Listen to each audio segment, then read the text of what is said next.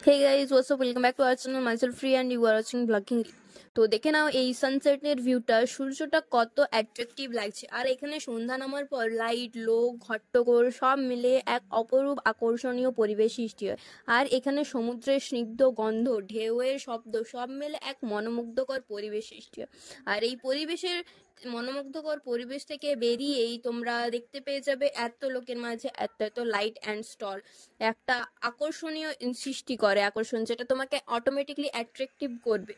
আর এইখানে কত লোক দেখো, আর সেই লোকের মাঝখান দিয়ে পেরিয়ে গেলে তোমরা দেখতে পাবে নানান খাবারের স্টল, চুড়ি, মালা, মণিহারি, আরো অনেক কিছু।